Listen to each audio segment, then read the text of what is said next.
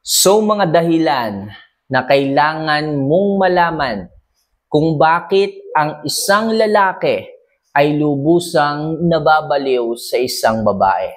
Mahalaga niyong malaman to mga kamamay para maisakatuparan ninyo sa inyong relasyon at kayo ay kabaliwan ng isang lalaki. So mahalaga to mga kamamaya para lagi kanyang hanapin, mapanatili nyo ang love sa inyong relasyon at para tumaas ang halaga mo sa kanya. So mga kamamay, kung gusto nyong malaman yung mga bagay na yan, ano pang hinihintay natin? Simulan na natin to. So ano nga ba yung mga bagay na kailangan mong gawin upang kabaliwan ka ng isang lalaki? So number 1, kapag patuloy kang nagse-self-improve, isa tong totoong dahilan kung bakit ka kababaliwan ng isang lalaki.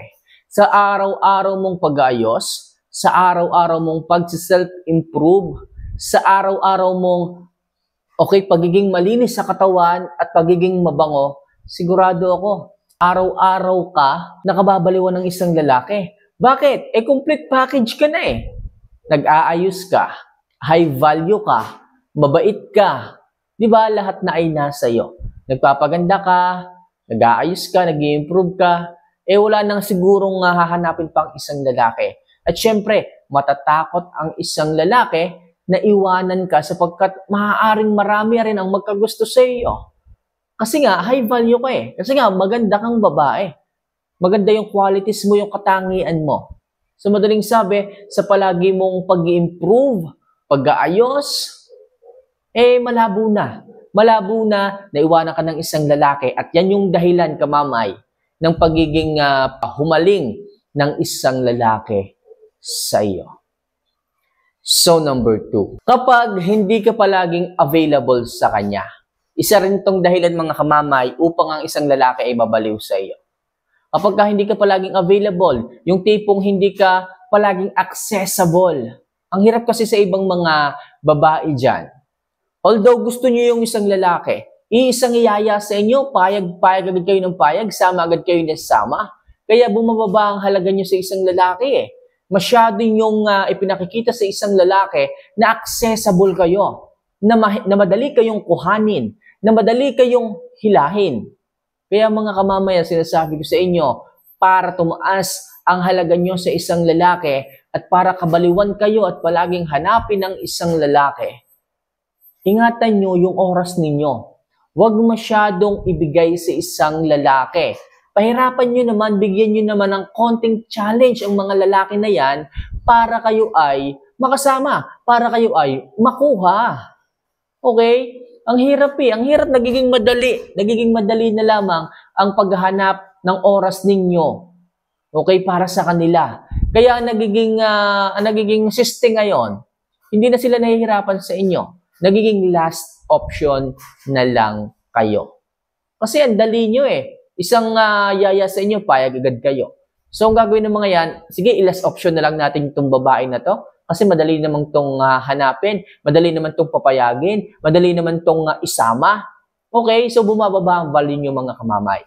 Kaya sinasabi ko palagi sa inyo, huwag nyo masyadong ibigay o huwag palagi kayong magiging available sa kanila para hindi bumaba ang inyong value sa kanila. Sa paraang ganon na mahirap kang hanapan ng oras, sila yung mag-a-adjust, sila yung mag-e-effort, sila yung magbibigay ng oras sa iyo para makasama ka.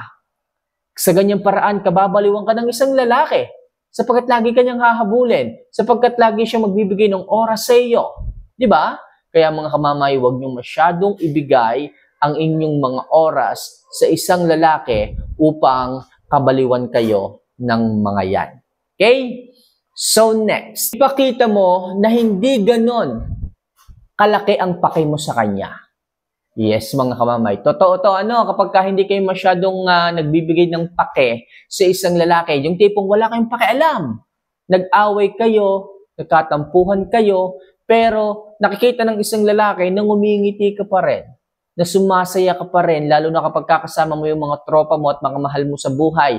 Tipong hindi mo iniisip yung mga pinag-awayan, pinagkatampuhan ninyo kagabi. Sa ganyang paraan mga kamamay, mababaliw sa iyo ang isang lalaki sa paghahabol. Okay, makikita niya ang totoong halaga mo. Sapagkat hindi ka affected hindi ka natatakot na baka maiwanan siya. Hindi ka natatakot na iwanan ka ng isang lalaki. Sapagkat wala ka nga masyadong paki Hindi mo pinakikinggan yung kanyang mga explanation. Hindi ka masyadong naghahabol sa kanya. Hindi ka masyadong nakatuon sa iyong emosyon na nararamdaman. Sa mga babae ngayon, sinasabi ko sa inyo, ang hirap din kasi ng ugali ninyo. Masyado kayong malambot. Masyado kayong mabilis matunaw ang puso pagdating sa mga lalaki. Tiniis lang kayo, naghabol na agad kayo. Tiniis lang kayo, umiyak agad kayo, nagmakaawa agad kayo. Please mga kamamaya, ipakita nyo rin paminsan-minsan na nababawasan ang paki nyo sa isang lalaki. Para sa ganon, ang isang lalaki naman ang mag-isip, ang maghabol sa inyo.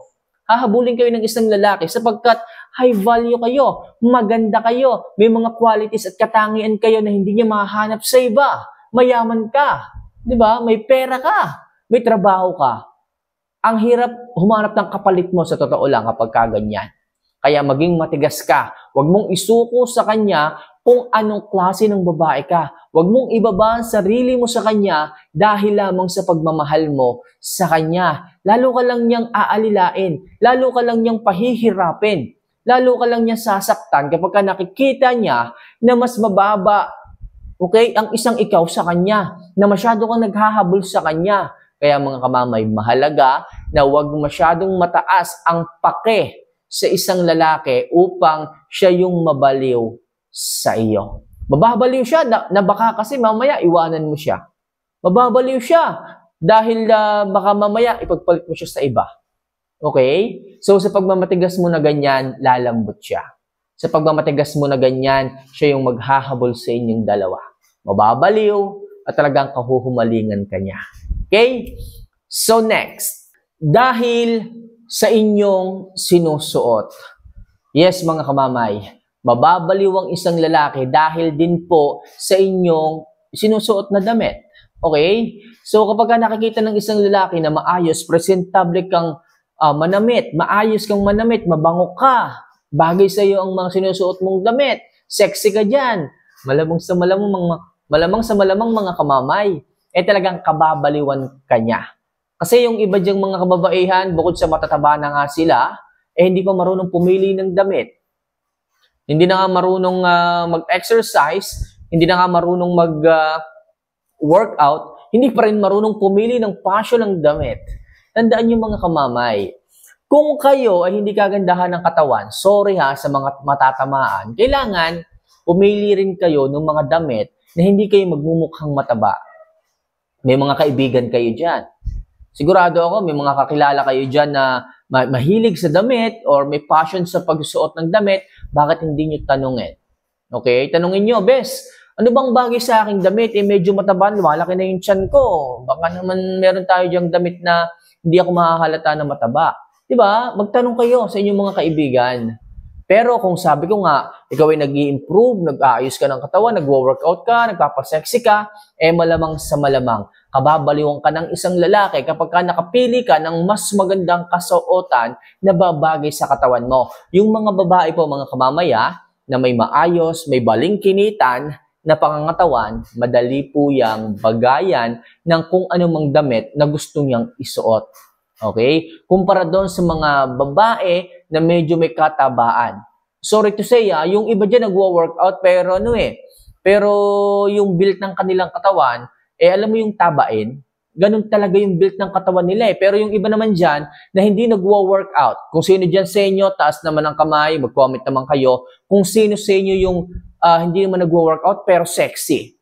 Pero ang ganda ng katawan. May mga isinilang talaga na babaeng ganyan Built-in na sa kanila yung pagiging sexy. Built-in na sa kanila yung pagiging balingkinita ng katawan. May mga babaeng ganyan. At meron din naman na kokonti lang yung kain, pero pag kumain sila, kahit kokonti na, ang bilis nilang tumaba.